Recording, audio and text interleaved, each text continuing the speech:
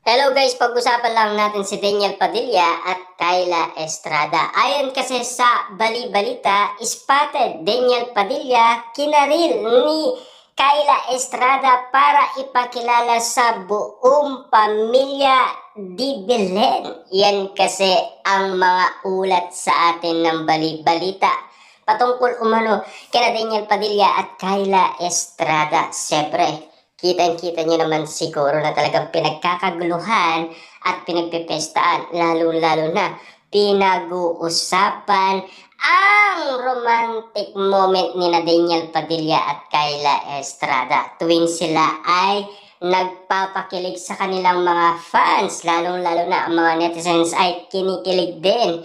Siyempre, kitang-kita nyo naman siguro, talagang hindi makakaligtas sina Daniel Padilla at Kyla Estrada sa mga matang lahwin na talagang kitang-kita nila at todong-todo ang inala nila na magjowa na talaga sina Daniel Padilla at Kyla Estrada. Siyempre, kitang-kita nyo naman talaga. Kita nyo naman.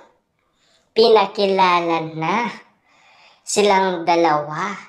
Dahil kitang-kita ng karamihan kung bakit nga naman kasi tila hanggang ngayon ay wala pa rin pag-amin.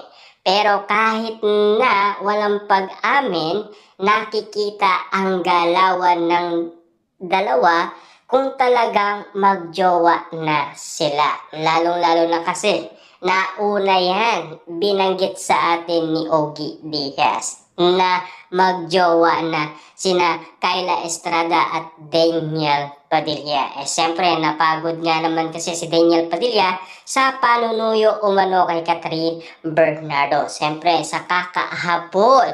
At siyempre, pinag-usapan pa lahat ng mga ginawa ni Daniel Padilla. Kita nyo naman, pumasok pa si Daniel Padilla sa dressing room ni Catherine Bernardo at lalong-lalo na paikot-ikot sa nasabing subdivision kung saan nakatira si Catherine Bernardo.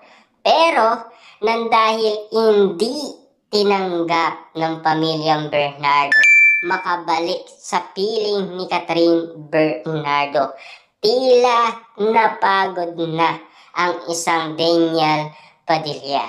Kitang-kita nyo naman siguro kung sino ang napili niya. At mukhang okay naman para kay Daniel Padilla kasi naging happy siya at kitang-kita na lalo pa siyang gumagwapo. Kaya nga naman lalong pinagmamasdan sina Daniel Padilla at Kyla Estrada na talagang kakaiba ang chemistry ng dalawa. Kaya nga naman kasi ang iba't ibang mga netizens pinipilit sila na magkaroon ng teleserye. Diba?